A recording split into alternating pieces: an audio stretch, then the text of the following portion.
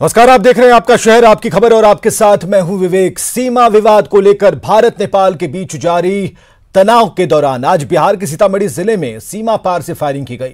Nepal police की तरफ से की गई इस फायरिंग में एक शख्स की मौत हो गई है। हमारा लड़का को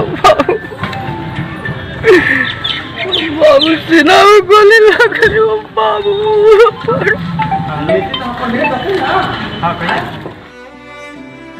बेटा खोने का ये दर्द सिर्फ इस बाप का नहीं, नेपाल के दिए इस दर्द को पूरा देश महसूस कर रहा है।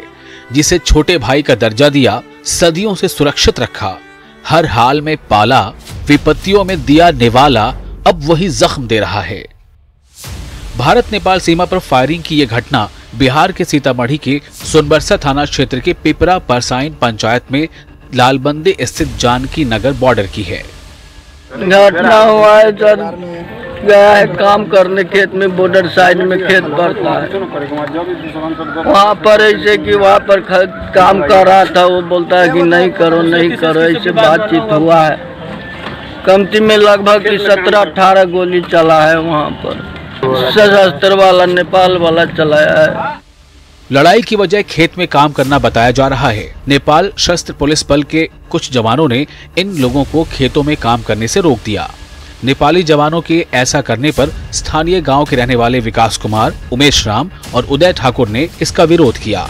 भारतीय लोगों के विरोध करने पर नेपाल के हथियारबंद जवान नाराज हो गए और निशाना बनाकर ताबड़तोड़ फायरिंग शुरू कर दी। गोली लगने से 25 साल के विकास कुमार की मौत हो गई, जबकि उमेश और उदय जख्मी हो गए। सोनबरसा थाना क्षेत्र अंतर्गत जानकी नगर के एक्रॉस जो नेपाल का इलाका है, उसमें यहाँ के स्थानीय ग्रामीण और नेपाल की जो एसपीएफ है उसके बीच में झड़प हुई है। उसमें नेपाल के एसपीएफ के द्वारा जो फायरिंग हुई है उसमें एक व्यक्ति विकेश राय की मृत्यु हुई है, 2 अन्य घायल है। घायल का इलाज किया जा रहा है, वो लोग आउट ऑफ डेंजर हैं। और इसमें वहाँ पे एसएसबी और जिले के सीनियर पदाधिकारी कैंप करके इसमें जाँच कर रहे हैं पूरी विस्तृत रूप से। इसके बारे अपनी सफाई में नेपाली पुलिस ने कहा, पुलिस का हथियार छीनकर भाग रहे लोगों पर नेपाली पुलिस ने गोली चलाई है। अब सवाल है कि क्या फायरिंग के लिए नेपाल की ओर से दी गई वजहें सही हैं? बिना हथियार वाले किसान शस्त्र के साथ खड़ी पुलिस के हथियार छीन लेंगे? इसे मानना बेहद मुश्किल है। वैसे पीड़ित भारतीय किसान की माने तो मामला सीमा विवाद का है।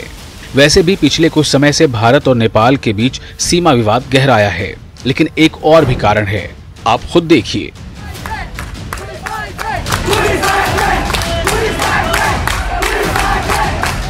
बालुवाटार में प्रदर्शन की ये तस्वीरें इसी महीने की हैं।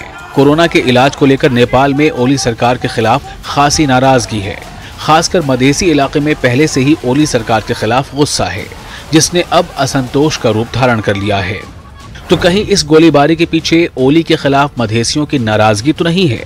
कहीं ओली सरकार ने अपनी गद्दी बचाने के लिए तो गोली नहीं चलाई है? Bureau report, news 18 network.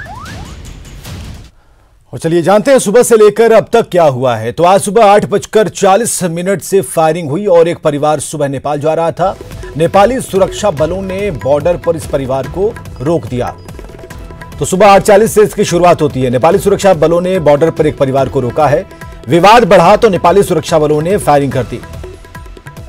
खबर यह आई कि फायरिंग जब शुरू हो गई तो 3 लोगों को इस फायरिंग में गोली लगी, जिसमें एक की मौत हो गई। इसके बाद क्या होता है कि नेपाली सुरक्षा कर्मियों ने एक व्यक्ति को हिरासत में लिया। तो अब तक क्या हुआ ये हम आपको बता रहे थे। अब जरा इस खबर को समझने की कोशिश कीजिए कि भारत नेपाल के लोग बिना वीजा के आ जा सकते हैं। दोनों देशों के बीच अच्छे संबंध रहे हैं। पहली बार नेपाल से गोलीबारी में मौत हुई है। हाल के दिनों में नेपाल ने नक्शा विवाद पैदा कर दिया है। इस पूरे मामले को कूटनीतिक चाल्स के रूप में देखा जा रहा है।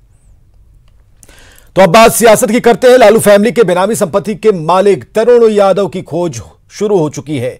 खुद लालू परिवार की तरफ से ही सफाई दी गई है कि तरुण तेजस्वी यादव हैं। मंत्री नीरज कुमार अपने आरोपों पर डटे हैं कि जायदाद का फर्जीवाड़ा हुआ। ऐसे में चुनावी साल में बिहार की सियासत एक बार फिर गर्म हो चली है।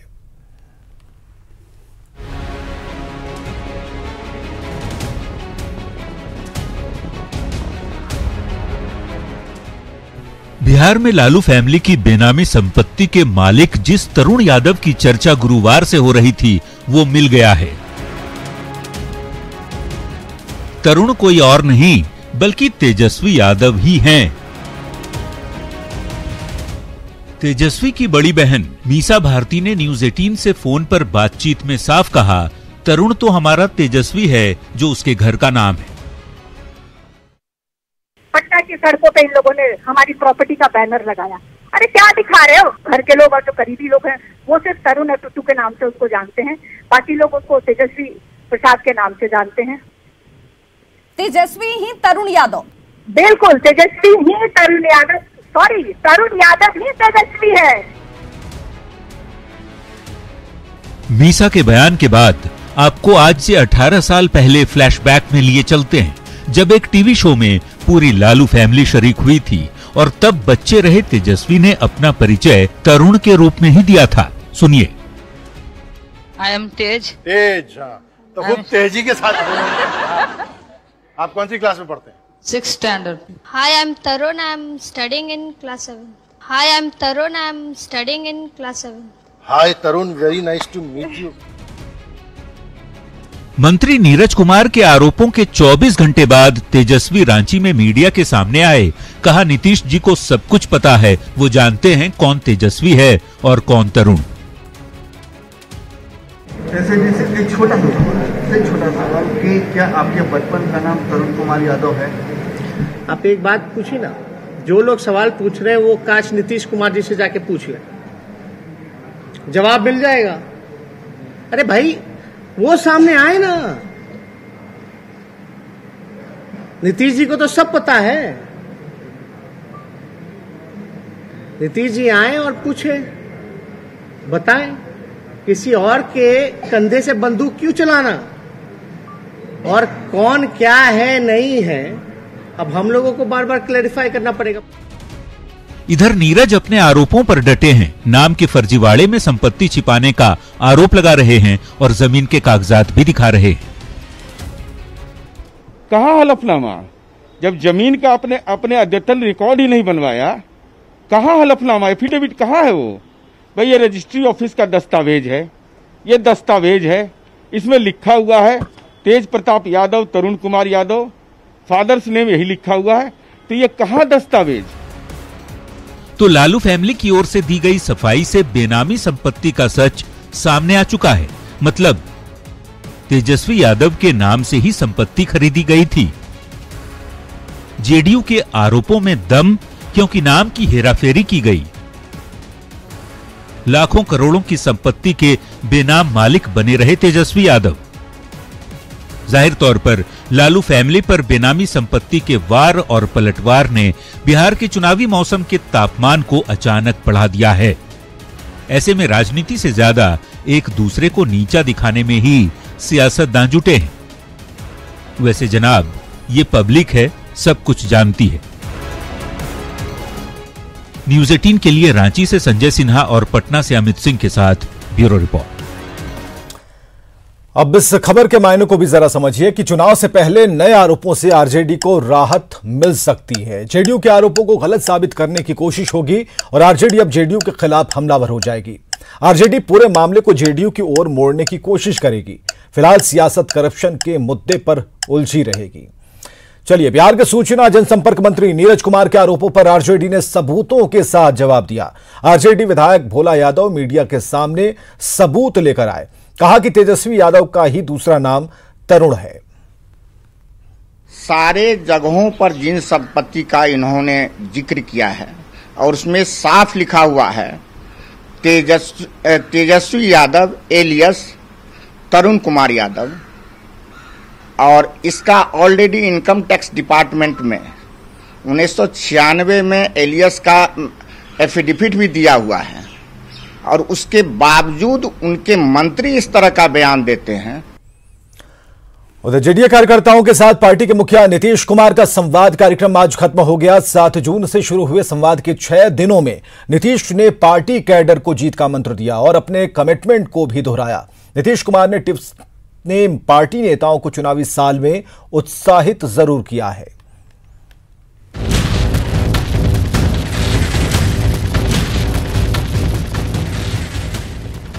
बिहार में विधानसभा चुनाव सर पर है, सो सरकार के मुखिया भी एक्शन मोड में है। जेडीयू कार्यकर्ताओं से लगातार वीडियो कॉन्फ्रेंसिंग से संवाद कर उन्हें चुनावी जीत के टिप्स दे रहे हैं और फोकस विकास के मुद्दे को बना रहे हैं। वैसे संवाद कार्यक्रम का आज छठा और अंतिम दिन था, लेकिन संदेश साफ था कि सरकार के विकास कार्यों को जन जन तक पहुंचाएं। नीतीश लालू राबड़ी के शासनकाल पर हमला करना भी नहीं भूले और अपने 7 निश्चय की याद एक बार फिर दिला दी। 7 निश्चय में तो आपको हर घर बिजली पहुंचा दिया गया, हर घर नल का जल पहुंचने वाला है, हर घर शौचालय, हर घर तक पक्की गली और नाली का निर्माण। क्या स्थिति थी जी? गांव में तो गर्मी के दिन में भी नीचे पानी भरा रहता था, कीचड़ रहता था। हम लोग अपने इलाके में नहीं घूमते थे, सांसद थे नहीं जाते थे, देखते नहीं थे हालत। संवाद कार्यक्रम के आखिरी दिन नीतीश ने कमिटमेंट किया कि जनता का आशीर्वाद मिला तो इस बार खेतों तक सिंचाई की व्यवस्था करवा देंगे। और लोगों के बीच में इन बातों की चर्चा करनी है कि जो जो काम हम लोगों ने किया है, इन सब बातों की चर्चा करिए। अब चुनाव भी होने वाला है तो समय क्या होगा, और अब तक तो इतना हम लोग काम कर रहे हैं, आगे का भी सोच लिए। एक काम तो हम सोच लिए कि अगली बार मौका मिलेगा तो हर खेत तक हम सिंचाई का प्रबंध जरूर करना चाहेंगे। अपने मुखिया के संदेशों और वादों से उत्साहित पार्टी नेता संजय झा ने तो नीतीश की तुलना एक्टर सलमान खान के उस किरदार से कर दी जिसमें कमिटमेंट करने के बाद किसी की बात नहीं सुनने वाला डायलॉग बोला गया था। और आप लोग जानते हैं कि अगर वो कोई कमिटमेंट करते हैं तो सलमान खान वाला फिल्म था ना एक, जो मैं कमिटमेंट करता हूं तो फिर किसी की नहीं सुनता। तो वही बात है, कमिटमेंट अगर उन्होंने कर दिया, अगर उन्होंने कमिटमेंट किया कि हम बिजली पहुंचा देंगे तो पहुंचा दिया, कमिटमेंट कर दिया कि हम रोड बना देंगे तो बना दिया। वैसे संवाद के जरिए जीत का जो मंत्र नीतीश ने इन 6 दिनों में दिया, उसमें 2 बात ही साफ तौर पर दिखी। एक तो विधानसभा चुनाव में जीत पर फोकस और दूसरा 2020 के सियासी संग्राम को 15 साल बनाम 15 साल पर फोकस करना। न्यूज़ 18 के लिए पटना से अमित कुमार की रिपोर्ट। और अब जरा कार्यकर्ताओं को नीतीश के चुनावी मंत्र के मायने को भी समझिए कि हर बार की तरह इस बार का चुनाव नहीं होगा। कोरोना की वजह से प्रचार धुआंधार नहीं हो पाएगा, बूथ लेवल पर कार्यकर्ता ही काम करेंगे। इसलिए नीतीश कुमार ने सभी जिलों के कार्यकर्ताओं को टिप्स दिए हैं। डोर टू डोर कार्यकर्ता सरकार की उपलब्धियों को पहुंचाएंगे। बीजेपी भी जनसंपर्क अभियान चला रही है। इधर कोरोना का खतरा दिनों दिन बढ़ता जा रहा है, रोज नए रिकॉर्ड बन रहे हैं। अब तो आलम यह है कि अगर सितंबर तक यही हाल रहा तो देश में 1 करोड़ लोग कोरोना के संक्रमण से जूझ रहे होंगे।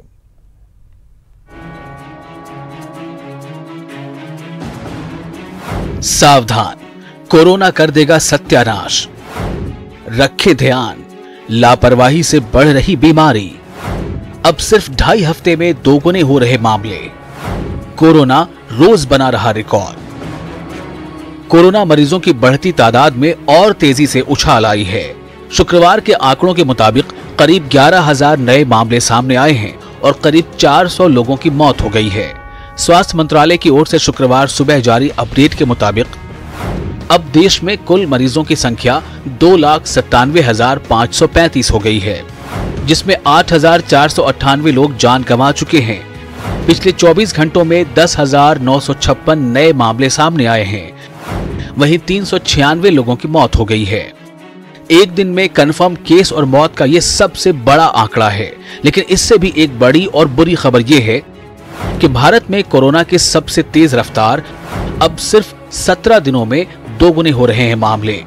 कोरोना से प्रभावित टॉप 6 देशों में भारत का ग्रोथ रेट सबसे ज्यादा है। यहाँ संक्रमितों की संख्या 4.30% की दर से बढ़ रही है। कोरोना संक्रमण का अगर यही रफ्तार रहा तो आशंका जताई जा रही है कि अगस्त तक अमेरिका से ज्यादा केस होंगे। वहीं सितंबर तक 1 करोड़ से भी ज्यादा लोग कोरोना से जूझ रहे होंगे। ये खबर बेहद बुरी है क्योंकि भारत कोरोना से दुनिया का 4था सबसे संक्रमित देश बन गया है। एक दिन के अंदर 2 देश स्पेन और यूके भारत से पिछड़ गए। मतलब ये कि अब सिर्फ 3 देश बचे हैं, अमेरिका, रूस और ब्राजील, जो कि कोरोना संक्रमितों के मामले में भारत से आगे हैं। अगर अपने यहाँ कोरोना मामले बढ़ने की यही रफ्तार बनी रही तो 25 से 30 अगस्त के बीच भारत दुनिया में दूसरा सबसे ज्यादा संक्रमित देश बन जाएगा। Bureau report, news 18 network. और अब एक ऐसी खबर जो बहुत कुछ समझाती है। थर्ड जेंडर फिल्मों के लिए कैरेक्टर है और इस सब्जेक्ट पर कई फिल्में बनाई जा चुकी हैं, लेकिन हम जिस फिल्म की बात कर रहे हैं उसकी कहानी उन्हीं की जुबानी है जिन्होंने दर्द सहा है, और वो फिल्म है एडमिटेड। की नजर में या तो हम भगवान हैं जिससे कोई गलती नहीं होती, या तो हम बिल्कुल नीच हैं। एडमिटेड थर्ड ट्रांसजेंडर के ऊपर ये पूरी तरह से मूवी बनाई गई है। पंजाब यूनिवर्सिटी जो फर्स्ट ट्रांसजेंडर थे धनंजय जी, उनके ऊपर सारी ये मूवी आधारित। धनंजय जन्म के समय सब कुछ सामान्य था, जैसे और बच्चे होते हैं। आगे चलकर जेंडर ने उलझन पैदा की और जिंदगी उलझ गई, और ऐसी उलझी कि न मूल अधिकार मिले न मन की मुरादें पूरी हुई। एक ट्रांसजेंडर सारी जिंदगी स्ट्रगल करता है एजुकेशन लेने के लिए, राइट टू एजुकेशन और struggle for education of transgender, इसके बारे में ज़्यादातर स्टोरी है। कई बार समझ नहीं आता कि जिंदगी खत्म हो रही है या फिर उसे संवारने के लिए जंग शुरू हो रही है। साल 1994 में धनंजय के साथ भी कुछ ऐसा ही हुआ। रोज रोज के ताने और मानसिक शोषण से हारकर धनंजय ने पढ़ाई से तौबा कर लिया, लेकिन अपने जैसों की पढ़ाई के लिए लड़ाई शुरू कर दी। स्कूल में क्या हैरासमेंट होती है, या स्कूल लेवल से बचपन से जब आप आइडेंटिफाई कर लेते हैं कि आप किस तरीके के जेंडर हैं, तब से लेके अब तक की क्या जर्नी रही वो इस फिल्म में दिखाई गई है। दरअसल 2014 में किन्नरों को उनका जेंडर मिल गया। सुप्रीम कोर्ट ने इन्हें थर्ड जेंडर के तौर पर पहचान दी। इस पहचान के साथ ही इनके हक और हुकूक के रास्ते खुल गए। पहले तो लोगों को बताना है कि आप एग्जिस्ट करते हैं और आपके कुछ हक हैं जीने के, तो वो उनको कैसे मिलने हैं उसके लिए आपको फाइट करना पड़ता है, तो वो इस फिल्म में दिखाया गया है। कोर्ट ने अपना काम कर दिया, इन्हें इनके हक दिए जाने के रास्ते खुल गए। इन्हें कॉलेज जाने से लेकर वहां इनके लिए अलग से शौचालय तक की व्यवस्था की गई। लेकिन वो कहावत है ना कि बिल्ली के गले में घंटी कौन बांधेगा। हमें छक्का हिजड़ा बोला जाता, मारा पीटा जाता है, रास्ते में चलते हुए कोई भी हमें किडनैप करके ले जाता है, तो किसी की हिम्मत नहीं थी, वो यहाँ पर आके पढ़ने लगे। तो मैंने कहा फिर दरवाज़ा तो कोई ना कोई खोलेगा ही, तो उस दरवाजे को, जो विद्या का मंदिर है, उसके दरवाजे को खटखटाने के लिए फिर मुझे ही आगे आना पड़ा। सुना आपने, घंटी बांधने का जिम्मा भी धनंजय ने ही अपने कांधे पर लिया। चंडीगढ़ के जिस पंजाब यूनिवर्सिटी में इन्होंने पढ़ाई से तौबा किया, फिर 2016 में वहीं के पहले ट्रांसजेंडर स्टूडेंट भी बन गए। एडमिशन इनके ही संघर्ष की कहानी है, जो बताती है कि हारने की बजाय रार पर ठानिए, जिंदगी तभी बदल पाएगी। या तो हम भगवान हैं जिससे कोई गलती नहीं होती, या तो हम बिल्कुल नीच हैं। सुप्रीम कोर्ट ने डिक्लेयर कर चुके हैं, इनको भी राइट ऑफ एजुकेशन है, राइट टू फ्रीडम है, कई चीजें इनको मिली है, लेकिन अभी भी लोगों के दिमाग में कहीं ना कहीं, जैसे सर ने बताया, कि झिझक है, कई तरह की चीजें हैं, उसको दूर करना होगा। तो ये मूवी जरूर देखें, 13 जून को एडमिटेड। चंडीगढ़ से कैमरामैन संदीप कुमार के साथ मनोज राठी, न्यूज़ 18। और खबरें लगातार जारी हैं, आप बने रहिए हमारे साथ।